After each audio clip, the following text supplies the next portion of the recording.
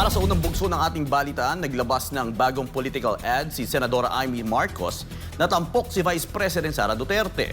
Sa isang press conference, inamin ni Marcos na ito'y isang biglaan at emosyonal na hakbang sa gitna ng masalimuot na klima sa politika.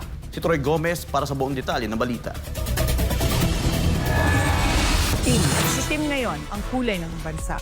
Sa gutom at krimen, nagluluksa. Hinigipit ang hindi kaalyansa. Itim ang kulay ng pakikiramay. Itim ang kulay ng pakikiisa. Itim. Ayon kay Senadora Amy Marcos, parehong hindi handa at abala sila nang dumating ang ideya ng pag-indurso. May mga lakad si Vice President Sara Duterte, ngunit bigla ang napagdesisyonan na i-shoot ang nasabing political ad. Anya, naging mabilis daw ang takbo ng lahat. Pero ang tanong ng marami, bakit itim ang tema ng nasabing ad? Bakit nga ba itim? Siya nagpupumiglas na talagang kinakailangan itim. Pagkat ang sabi niya, nagluluksa ang bansa at maraming naghihirap, gutom na ang sikmura, gutom pa sa hustisya. At yung itim simbolo na ipaglaban ang tama, itama ang mali. Dagdag pa ni Marcos, hindi plano ni VP Sara na mangampanya sa eleksyon, pero nagbago ang lahat matapos ang direkta umanong utos ng dating Pangulong Rodrigo Duterte. Sabi niya, tsaka na akong mga ngampanya, ayoko nang umikot nitong eleksyon na to. Pero yun nga, nung pabalik niya sa Hague, inutusan yata sila ni Senator Robin, ni Presidente Duterte na mangampanya at tulungan ng mga kasangga. Mariing itinanggi ni Marcos na ito'y pabuya sa kanya matapos ang serye ng Senate hearings tungkol sa dating Pangulo.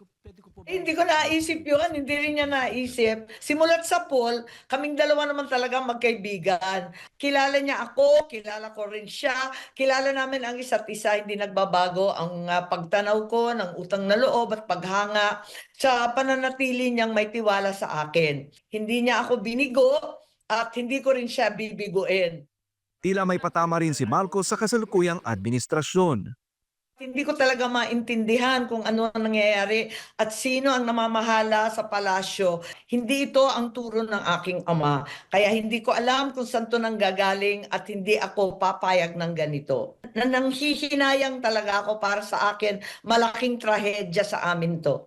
Bagaman hindi direktang pinangalanan ang kapatid na si Pangulong Ferdinand Bongbong Marcos Jr., tila lumalalim ang puwang sa pagitan ng dalawang kampo. Sa gitna ng sigalot, umapila si Amy na sana'y tutukan na ang tunay na problema ng bansa, gaya ng kagutuman, kakulangan ng trabaho at mataas na presyo ng bilihin.